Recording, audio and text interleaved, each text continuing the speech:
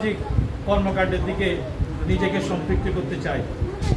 আজকের এই ধরনের একটি মহৎ অনুষ্ঠান বৃক্ষরোপণ, আমাদের উদ্বোধক বলেছেন বৃক্ষরোপণ আমাদের ধর্মীয় দৃষ্টিকোণ থেকে অনেক উপকারী এবং অনেক একটি গুণান্বিত একটি কর্মসূচি।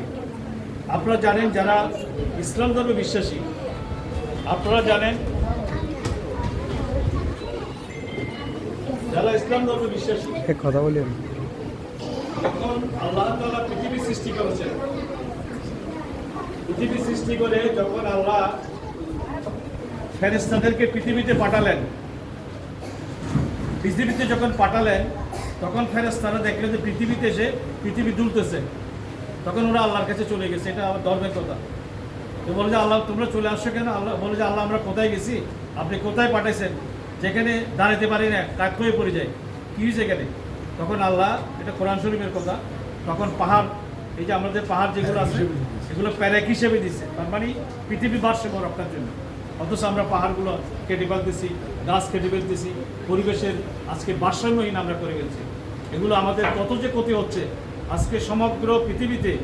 আজকে আপনারা দেখবেন, পত্রপত্রিকায় দেখবেন যে উষ্ণতা, মানে তাপমাত্রা যে বৃদ্ধি পাচ্ছে, এত বৃষ্টি হওয়ার পরে কিন্তু গরম কমতেছে।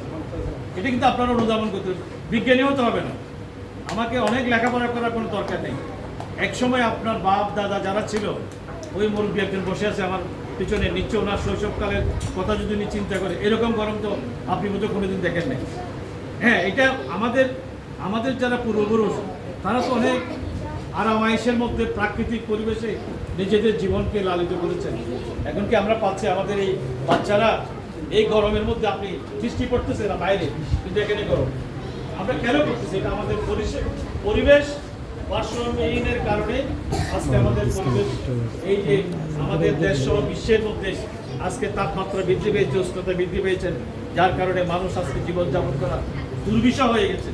এবং পরিবেশ যদি এটা কন্টিনিউ করতে থাকে, একদিন পৃথিবী থেকে প্রাণী বিলুপ্ত হয়ে যাবে বলে এই ধরনের বিজ্ঞানীদের আভাস দিয়েছেন। প্রাণী মানে মানুষ সহ অন্যান্য প্রাণী, এখন অনেক প্রাণী বিলুপ্ত হয়ে গেছে। তা আসুন, আমি বক্তব্য দীর্ঘায়িত করবো না, ছোটো ছোটো বাচ্চারা আছেন, আমরা যেখানে আসি না কেন, আমরা পরিবেশকে রক্ষা করতে হবে। এই পরিবেশ, বৃক্ষরোপণ হচ্ছে পরিবেশের অন্যতম একটি উপাদান। আপনি একটা গাছ থাকলে একটা মানুষের জীবনযাপন, সেটা থেকে অনেক উপকার আমরা পেয়ে থাকি। আমি যদি একটা আম গাছ রোপণ করি, আমার দিনে আম খেতে পারবো, ওটার ডালপালা দিয়ে আমার লাকড়ি হবে, এটা আমার ছায়া দেবে, পরিবেশ ঠিক রাখবে। এই যে বিষয়গুলো, তোমরা যারা ছোটদের, এটা নিচেও অনেক কিছু বলা আছে। আমি মনে করি আজকের এই মহৎ উদ্যোগ চন্দনের